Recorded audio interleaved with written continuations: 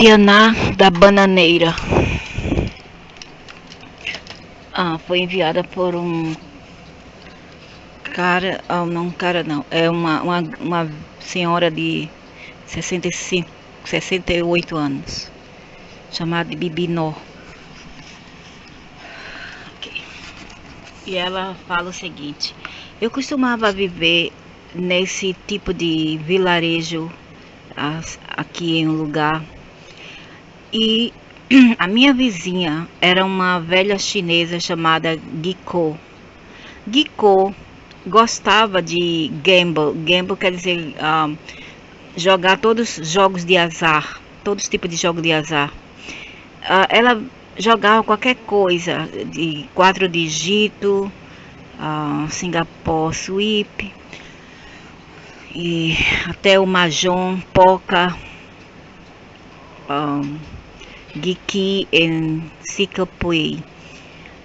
Ela apostava em tudo. Às vezes ela ganhava, mas muitas vezes ela perdia.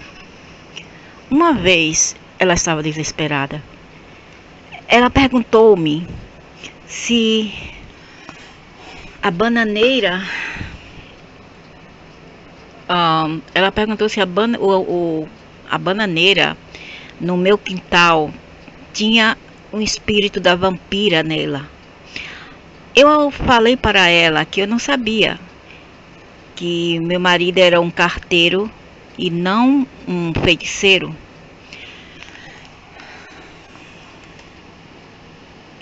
Então ela me falou, porque eu ouvi falar, se nós colocarmos um alfinete no tranque da bananeira, eu irei conseguir fazer com que a vampira esteja sob meu poder e ela irá fazer qualquer coisa que eu peço. Giko falou pensativamente. Eu lhe falei que não era assim tão simples.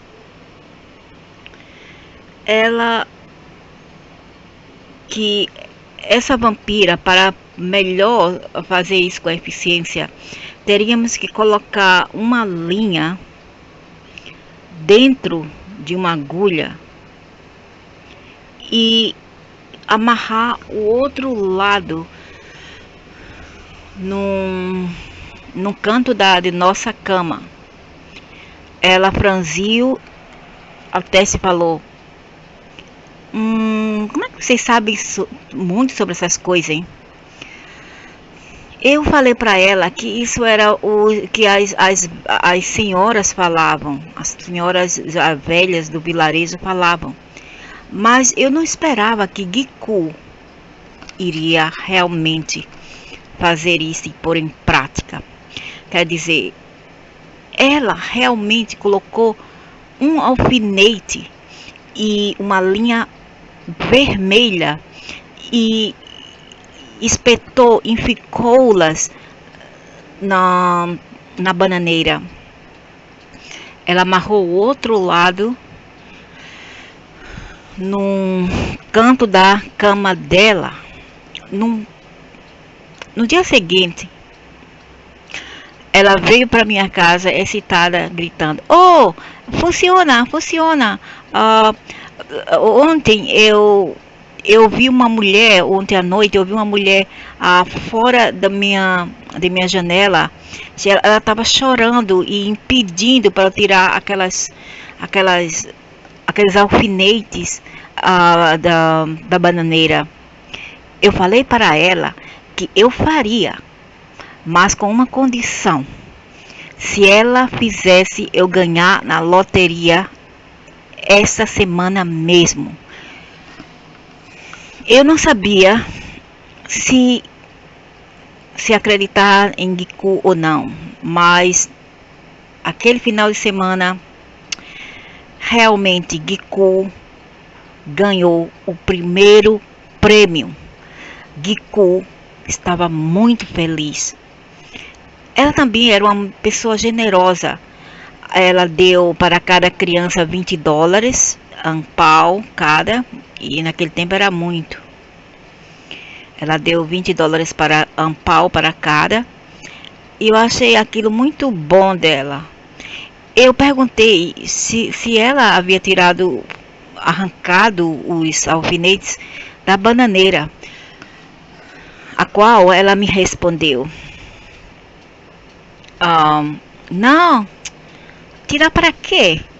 Essa semana eu quero ganhar novamente. E assim Giko continuou a ganhar toda semana. E coisas estranhas começaram a aparecer no vilarejo naquele ponto.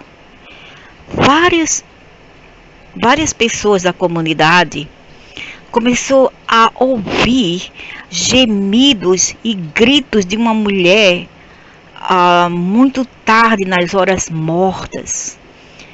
Ela estava gritando e chorando em agonia. Eu realmente estremeci quando eu ouvi aqueles lamentos horripilantes. Eu sabia, era a Putianá, a vampira. Veja, Giko deixou os alfinetes enficados na árvore da bananeira todo o tempo. Em fato, uma tarde, quando eu passei pela bananeira, eu vi several alfinetes brilhando, todos enficados na bananeira, com linhas atachadas nelas. Engraçado que as minhas irmãs gostavam de fazer isso. Gente, no nosso quintal, lá nos anos 60, quando eu era pequena, mais ou menos 3, 4 anos de idade, eu ainda me lembro ver as minhas irmãs que eram mais velhas, que estavam crescendo, né, naquela época, estavam com uns 14, 13 anos de idade. Elas gostavam de colocar, de esfaquear a bananeiras e tirar o leite dela e dizer que ela estava chorando, e gostava de colocar alfinete. Que coisa estranha. Essa irmã minha, que hoje em dia é uma mãe de santo, nossa, e terminou sendo a mãe de santo. Sabe, né? Onde é que a gente tem o bastante? Então eu tenho que colocar mais e mais para ter certeza que eu vou continuar a ganhar. Giko explicou. Quando eu perguntei sobre aqueles alfinetes enficados na bananeira, seu caráter começou a mudar agora que ela estava ganhando mais e mais dinheiro. Várias pessoas começou a odiá-la. Giko e seu irmão começou um negócio de loan shark. Loan shark é aquele tipo de, como se fala, de emprestar dinheiro sem autorização, que em torno eles pedem em torno um interesse, dividendo muito alto das pessoas, e é ilegal. Com a sua riqueza, ela ganhou vários inimigos. Lógico, quando a gente tá rico, a gente ganha ou amigo ou inimigo. Se a gente dá, a gente ganha amigo e continuar a dar. Mas assim que a gente para, a gente vira inimigo daquela pessoa. Tudo inveja, mas mesmo assim não é certo o que ela fez. É totalmente insano e horroroso o que ela fez com essa criatura da bananeira. Eu queria avisá-la sobre isto, mas ela parecia sempre ocupada e agora não tinha mais tempo para mim. Uma vez, ela colocou tanta pressão nas pessoas que ela emprestava dinheiro, tão grande, ela colocou uma pressão tão grande, que essas pessoas foram forçadas a deixar o vilarejo. A mulher desse homem ficou com muita raiva de Giko, que ela decidiu se vingar-se de Giku. Ela sabia sobre Gikus, sobre o azar de Gikus, sobre Gikus Uranus. Ela sabia o que faria para Giku não ter mais sorte. E aquilo lá seria a bananeira. E mesmo que ela não sabia exatamente o que estava se passando, ela achava que havia algo a ver com os alfinetes que estavam enficados na bananeira. Ou essa velha mesmo falou, essa velha que ditou tudo isso falou para essa mulher, dedurou para ela. Então, ela tirou todos os alfinetes uma noite, pensando que ia dar má sorte a Giku. Mas ninguém percebeu que era exatamente aqueles alfinetes que estava prendendo aquela Potianá e controlando-na. Aquela noite não houve mais gritos e choros de mulheres. Mas em uma manhã, a comunidade daquele vilarejo inteiro ficaram chocados ao descobrir uma coisa horrível. O marido de Giku a encontrou embaixo da bananeira, atrás de sua casa. Ela estava lá, caída, dentro de uma poça de sangue, seu próprio sangue. Ela sangrava pelos olhos, nariz, boca e orelhas e ouvidos. Quem sabe que não foi o marido ou alguém mesmo. Quando eles a levaram para o hospital, lá encontraram several alfinetes e agulhas, até mesmo dentro do seu cérebro. Há algumas pessoas que estão vivas hoje em dia que ainda lembram-se desse incidente, naquele vilarejo chamado Apoa. O vilarejo não mais existe hoje em dia. Hoje em dia é tudo flats.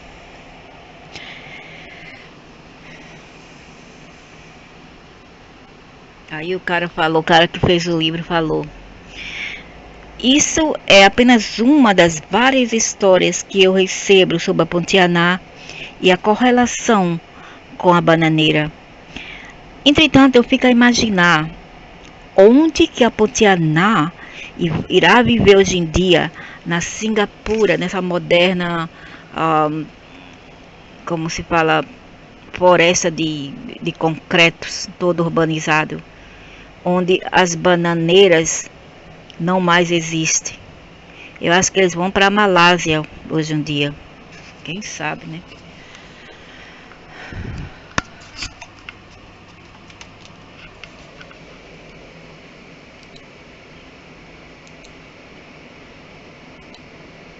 Dormia, tudo parecia normal. Um grupo entre nós fez o nosso médico colocou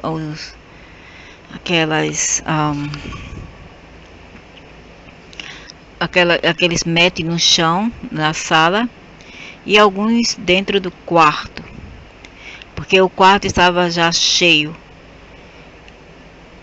Tinha apenas 3 quartos e havia 14 de nós.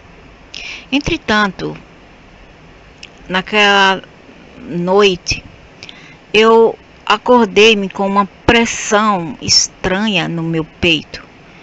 Eu não podia mexer-me e nem podia respirar, eu estava sufocando. Meus olhos estavam abertos e eu pude ver os meus amigos enquanto dormiam sossegadamente ao meu redor. Mas a pressão estava ficando cada vez mais forte. Eu não podia nem chamá-los para ajudar-me. Eu comecei a entrar em pânico. Eu estava totalmente me sentindo inútil. A força invisível pressionava mais no meu peito e ficava aquela sensação. Não, e a sensação durou mais ou menos 5 minutos. Então, misteriosamente, saiu. Foi então que eu levantei-me e comecei a gritar. Quando isso acontece comigo, eu me levanto e eu brigo. Eu brigo e me levanto. Todo mundo acordou-se para ver o que estava acontecendo. Eu falei para eles sobre o que aconteceu e sobre aquela sensação no meu peito. Um dos meus amigos falou que, na verdade, foi um gueiá, o espírito que pressiona o peito das pessoas. Eles falaram que esse espírito é um pouco assim inofensivo, tanto inofensivo que quer sufocar as pessoas. Mas eu estava muito assustado quando isso aconteceu. Isso acontece com todo mundo. Isso acontece também quando o nosso corpo está muito cansado ou o cérebro está cansado.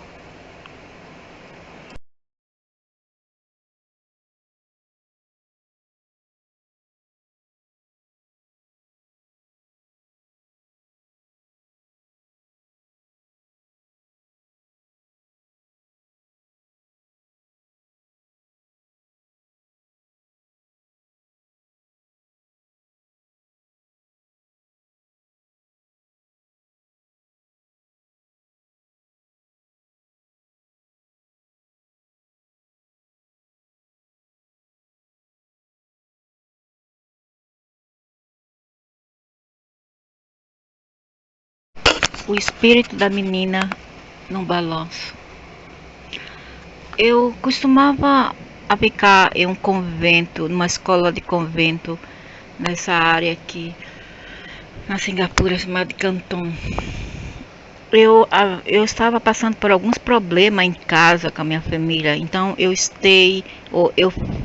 costumava a ficar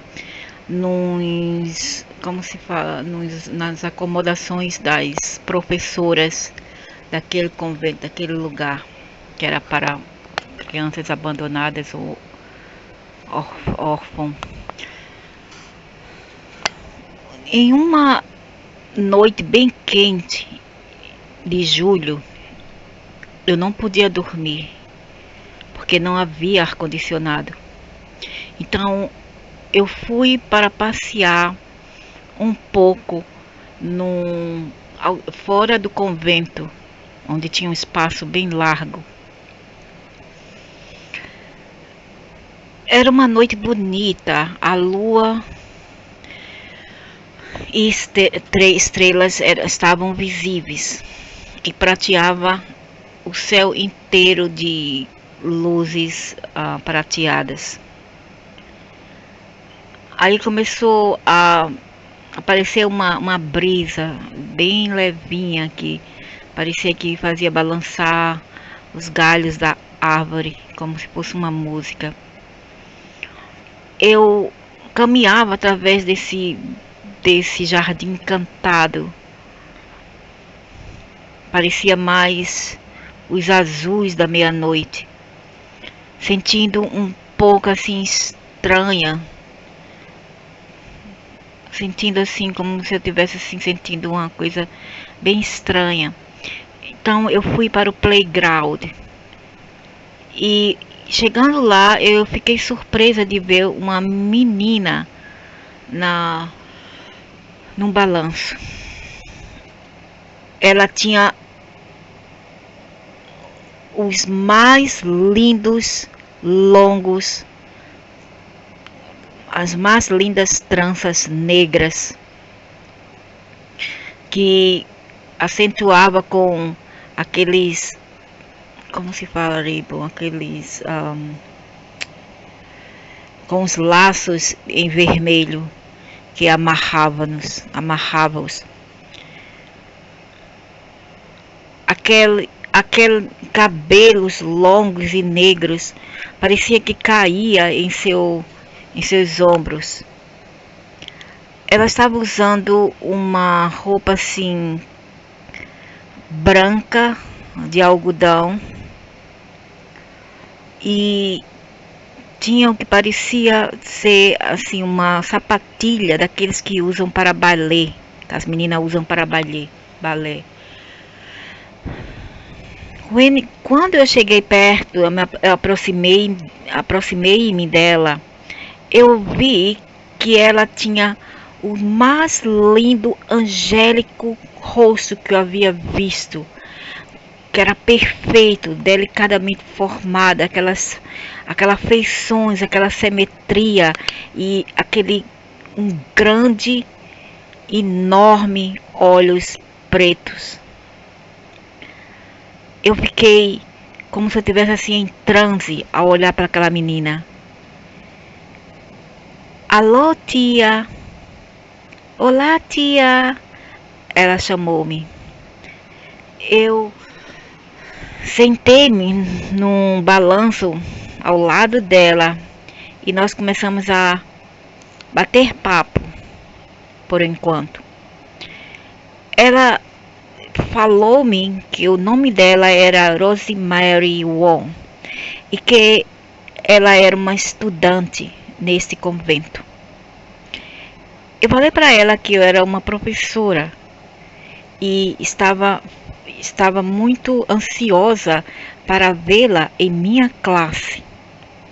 Eu fiquei assim um pouco confusa por não tê-la visto antes, mas eu não falei isso para ela. Começamos a papear até eu sentir-me cansada e eu fiquei só um pouquinho mais. Eu me desculpei, me levantei e fui embora. Ela olhou para mim tristemente, como se estivesse assim desapontada por eu ter que ir. E aquele olhar quase que quebrou meu coração.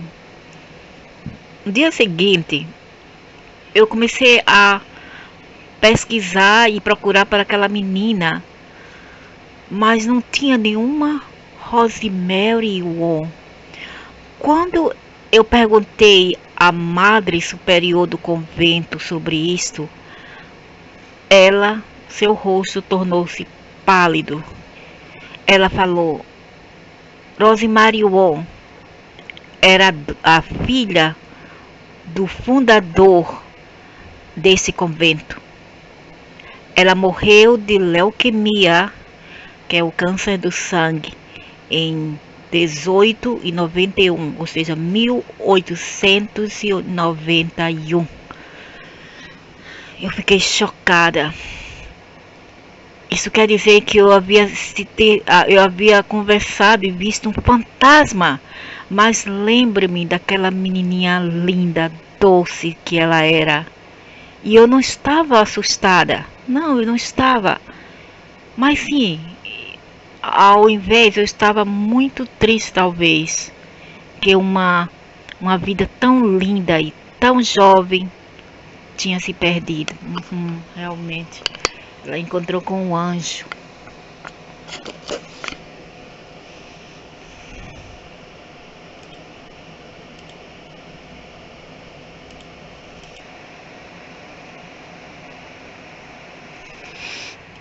Escrito por uma jovem de 19.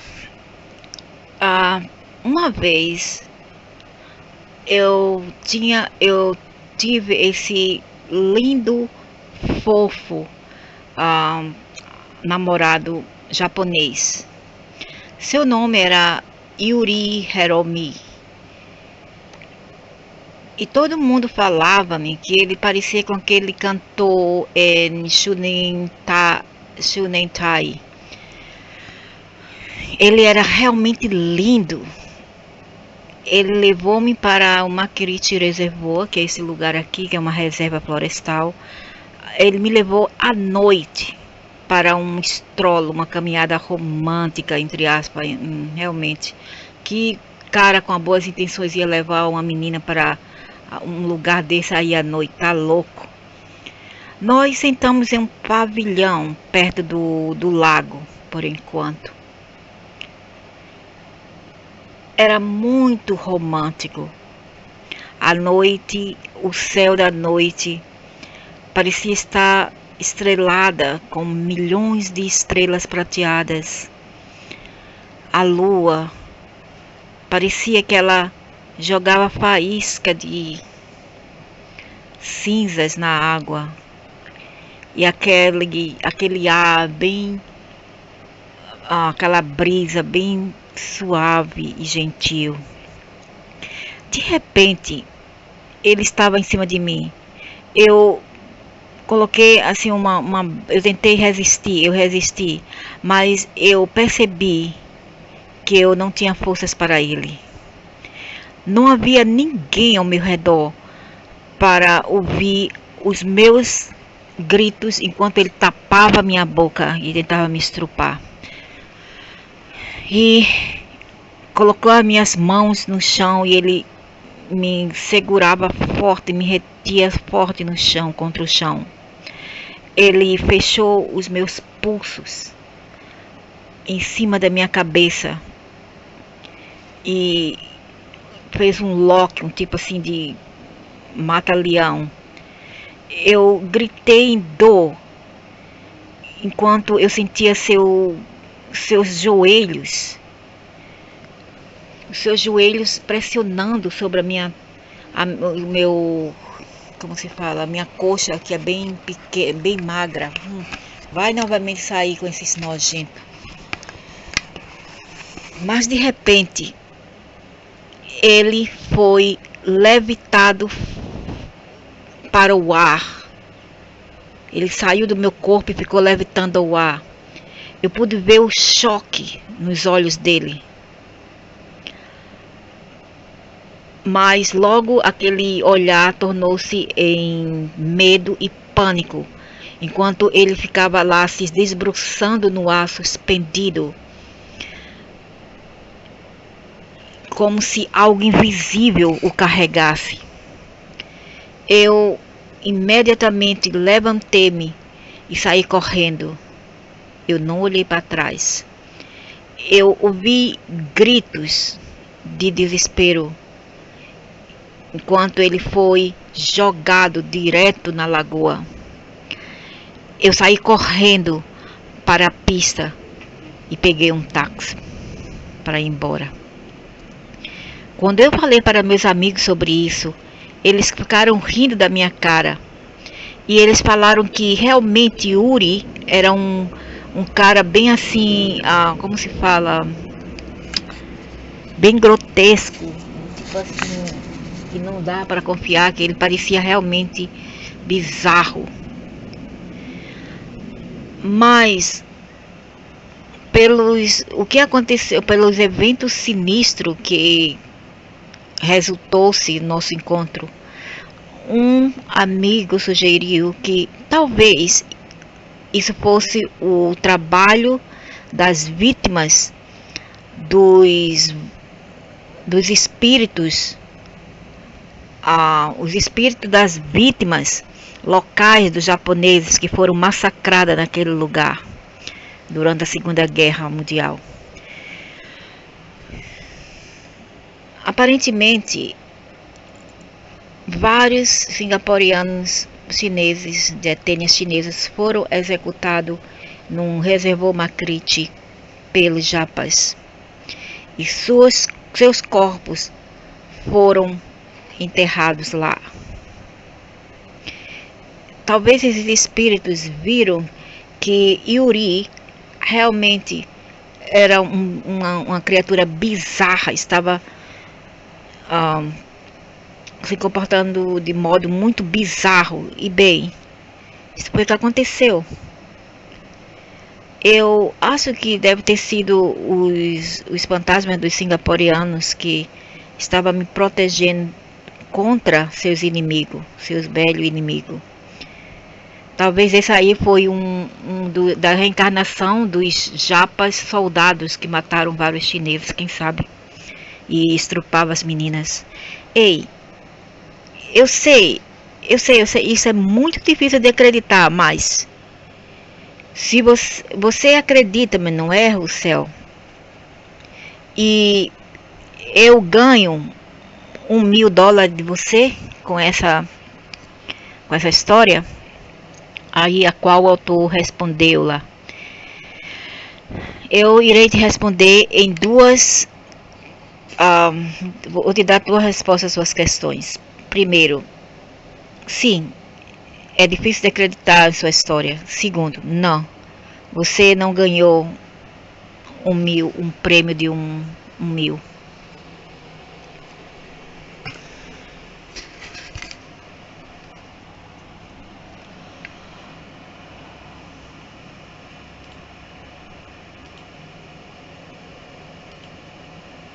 Todo dia eu fico cansada e doente de ver telefone.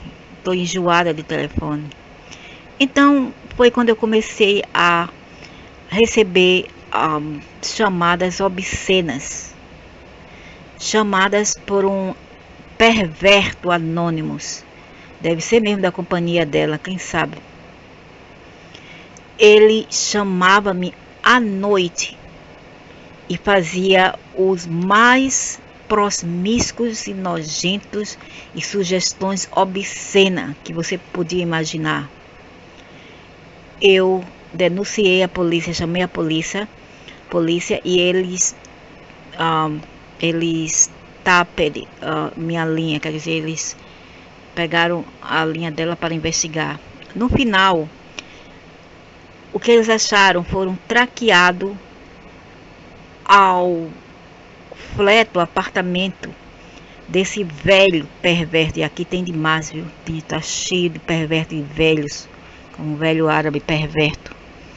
Entretanto, quando eles foram para a casa dele e arrombaram a porta dele para prendê-lo, eles viram que ele estava morto agora por várias semanas, pelo menos. Ele havia se enforcado no seu quarto, com a corda no seu quarto. Deve ter sido as pragas da moça. E ele estava perto do telefone, ele estava, como se fala, ele estava se balançando da corda. E perto dele havia um telefone. Essa foi a praga dela. Eu fiquei realmente transtornada e chocada com o que eu soube. Fiquei imaginando, por quê? Por que eu?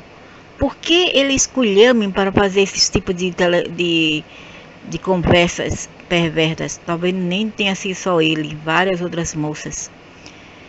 Eu fui para o templo, para o médium do meu templo, para pedir algum conselho sobre isto. Ele falou-me que por trabalhar em uma companhia de telefone, que o meu trabalho como uma telefonista em companhia de telefone tinha algo a ver com isto, que eu provavelmente havia cruzado a linha no tempo da morte daquele velho, e por isso que ele me perseguia e me assombrava. Bem, eu pedi a demissão naquela companhia. Hoje em dia eu sou a assistente do médium e eu não tenho que me preocupar com essas chamadas obscenas, não mais, porque ele não tem um telefone.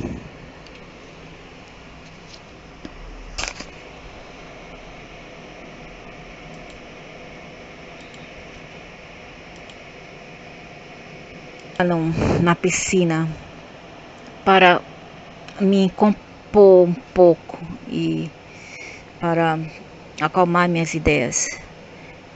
Já era muito tarde, porque eles haviam apagado as luzes, todas as luzes, exceto as luzes do lobby do apartamento. De repente, eu vejo que parecia ser um mergulho, um barulho assim, como se alguém tivesse mergulhado dentro da piscina. Eu abri meus olhos para ver melhor, para ver o que estava se passando ali naquela escuridão, mas eu não pude ver nada. Estava muito escuro. E eu ouvi aquele barulho, aquele som. De repente, eu vi